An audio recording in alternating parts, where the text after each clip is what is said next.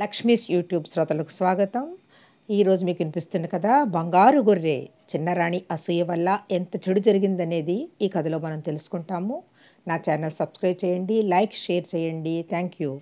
చందమామ కథ బంగారు గొర్రె. 1949 జూలై సంచిక నుండి. అనగనగా ఒక రాజు. ఆ రాజుకి 2 భార్యలు. పెద్దామెకు ఒక కూతురు. ఆ అమ్మాయి రూపవతి. ఆమె అందాన్ని గురించి విని దేశ దేశాల నుంచి రాజకుమారులు ఆమెను పెళ్ళాడవలనని వచ్చేవారు. అయితే అసూయగల చిన్నరాణి ఏదో ఒక అడ్డుపుల్ల వేసి ఒక్క సంబంధము కుదిరినిచ్చేది కాదు. అందుచేత రాజకుమారి పెళ్ళి నిలిచిపోయింది. ఆ పిల్లను ఇంకా ఏడిపించాలనే దురుద్దేశంతో చిన్నరాణి మరొక కృత్రిమపు ఆలోచన చేసి రాజు మనసుకి నచ్చేటట్లు చెప్పింది. మన అమ్మాయికి ఎన్నో సంబంధాలు వస్తున్నాయి పోతున్నాయి, కానీ ఎన్నాళ్లకు పెళ్లి కావడం కనబడటం లేదు. ఒకలాగా చేస్తే బాగుంటుందని నాకు తోస్తున్నది. ఏమిటి అంటే, పాతాళంలో ఒక భవనం కట్టి మన తోటలో నుంచి ఆ భవనానికి మెట్లు కట్టించాలి. తోటలో జలకమాడే కోనేరు ఉన్నది, చూచారా? ఆ కోనేటిలోనే మెట్లు దిగే గుమ్మం ఒకటి అమర్చాలి. గుమ్మం నీటి లోపల మునిగి ఉంటుంది కనుక బ్రహ్మరుద్రుడు కూడా భవనం ఎక్కడ ఉన్నది కనుక్కోలేడు. పోతే అమ్మాయిని ఆ రహస్యభవనంలో ప్రవేశపెట్టి చూడవచ్చే రాజకుమారులందరూ ఆమెను కనిపెట్టమని ఉందాం. 3 రోజుల్లో కనిపెట్టగలిగితే పెళ్లి చేయడం, లేని పక్షమందు తల కొట్టి గుమ్మానికి కట్టడం అన్నమాట. ఇది విని రాజు, సరే, నీ ఇష్ట ప్రకారం ఏర్పాటు చేయించు అన్నాడు. త్వరగా చిన్నరాణి ఏర్పాటులన్నీ పూర్తి చేయించింది. ఓడిపోయిన రాజకుమార్ తలలు కొట్టి కట్టడానికి వేరే ఒక మందిరం కూడా కట్టించింది. ఆ ప్రకారం చాటింపు వేయించింది. ఆ చాటింపు విన్నప్పటి నుంచి చాలామంది రాజకుమారులు వచ్చారు. రాజకుమారిని ఒక్కళ్ళు కనుక్కోలేకపోయారు. వాళ్ళ తలకాయలు వరుసగా మందిరపు గుమ్మానికి వేలాడ కట్టించింది చిన్నరాణి. ఆ సమీపంలోనే మరి ఒక రాజుకి 3 కుమారులు. అందులో పెద్దవాడు ఒకనాడు తండ్రి వద్దకు వెళ్ళి, నాయనా, మన పొరుగు రాజు కుమార్తెను రహస్యమందిరంలో ఉంచి కనుక్కున్న వాళ్లకు ఆమెనిచ్చి పెళ్లి చేస్తామని చాటింపు వేశారు. ఆమెను కనుక్కోగలిగితే పెళ్ళి అవుతుంది, పేరు వస్తుంది కనుక పోయి రావడానికి అనుమతి తెలపాల్సిందిగా కోరుతున్నాను అన్నాడు. అందుకు తండ్రి, అబ్బాయి, ఇది చాలా ప్రమాదకరమైన పరీక్ష. ఇందులో నిగ్రహవడం అనేది ఉండనే ఉండదు. ప్రాణానికే మోసం వచ్చిన తర్వాత ఇక పెళ్ళేమిటి? ఇప్పటికీ ఎంతోమంది రాజకుమారులు వచ్చారు. ఓడిపోవటం వల్ల వాళ్ళ తలలు కొట్టి వేలాడదీశారు. అందుచేత నువ్వు వెళ్ళటం నాకు ఎంతమాత్రం ఇష్టం లేదు అని చెప్పాడు. ఎన్ని విధాలు చెప్పినా రాజకుమారుని చెవికి ఎక్కలేదు. ఏమైనా సరేనని బయలుదేరి వెళ్ళాడు. 3 రోజులు తెగ వెతికినప్పటికీ రాజకుమారి జాడ కనపడింది కాదు.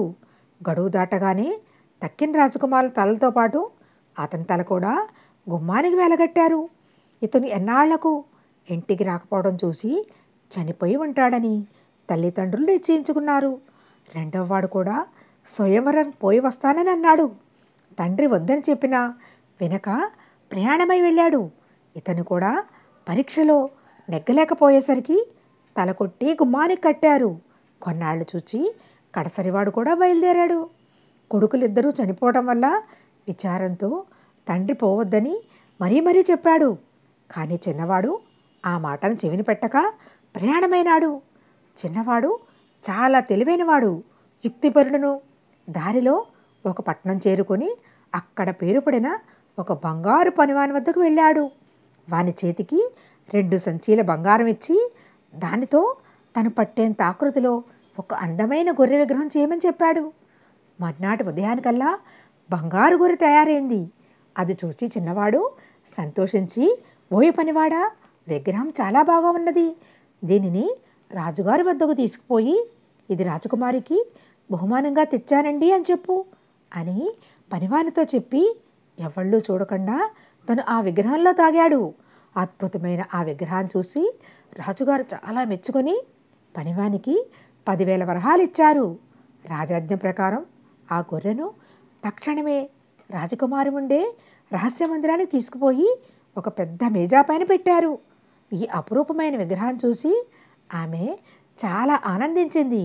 విగ్రహానికి గల కన్నుల్లో నుంచి చిన్నవాడు రాజకుమారిని చూచి చూచి ఆమె సౌందర్యానికి అతను మురిసిపోతున్నాడు. రాజకుమారి కోసం రోజు భోజన సామాగ్రి తెచ్చి ఒక బల్ల మీద అమర్చేవారు.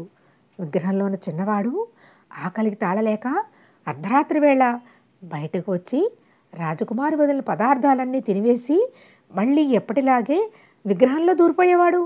ఈ చిత్రం ఏమిటా అని ఆమె ఆలోచించి చివరకు ఒక రాత్రి మేలుకొని ఉండేసరికి దొంగ దొరికిపోయాడు. చిన్నవాడిని చూడగానే రాజకుమారి అతని అందానికి అబ్బురపడిపోయింది. అతనిని తప్ప మరెవ్వరినీ పెళ్ళాడనని నిశ్చయించుకున్నది. అయితే ఈ కోరిక నెరవేరడం ఎలాగా? ఉపాయశాలైన చిన్నవాడు ఒక పన్నాగం పన్నాడు.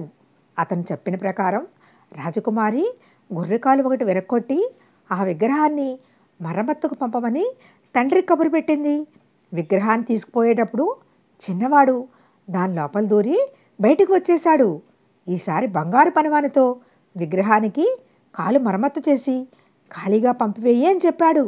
ఇప్పుడు రహస్యమందిరానికి దారి తెలుసుకున్న చిన్నవాడు రాజుగారు దర్శనం చేసి మీ అమ్మాయిని పెళ్ళాడవచ్చాను అని చెప్పాడు. చిన్నవాడా, మీ అన్నలిద్దరూ వద్దంటే వెనుక నిష్కారణంగా చనిపోయారు.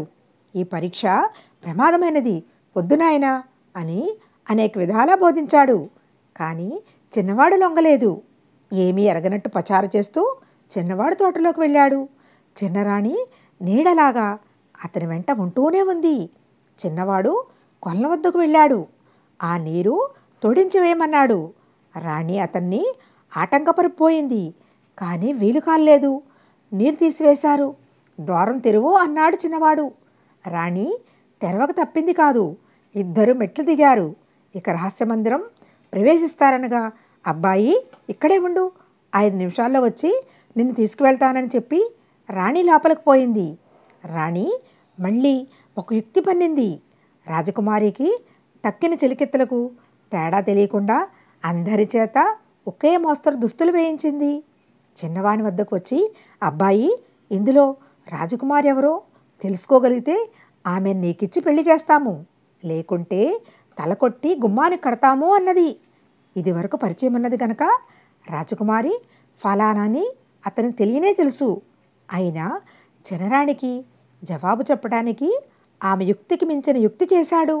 తన వద్దనున్న బంగారపు తునకలు నేల మీద విసిరాడు. చెలికెత్తలందరూ వాటిని ఏరుకోబోయారు. రాజకుమారి మాత్రం వాటి కోసం ఆశపడక అలా నిల్చునే ఉన్నది. చిన్నవాడు రాజకుమారి చేయబట్టుకున్నాడు.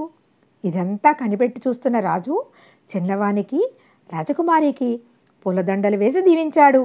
చిన్నవాడి తల్లిదండ్రులను కూడా రప్పించి అతి వైభవంగా కూతురికి వివాహం చేశాడు. రాక్షసి బుద్ధులు గల చిన్నరాణి ఇప్పటి వరకు మందిరానికి 99 మంది తలలు కట్టింది. చిన్నవాని తలకాయ కొట్టించి తన సరదా తీర్చుకుందామని అనుకున్నది. కానైతే రాణి దుర్మార్గాన్ని గమనిస్తున్న రాజు ఆమె తలనే నరికించి ద్వారానికి కట్టించి 100 పుర్రెల దండను పూర్తి చేద్దామనుకున్నాడు. కానీ రాజకుమారుడు వినలేదు. ఆమెను రక్షించమని అన్నాడు. కథ కంచికి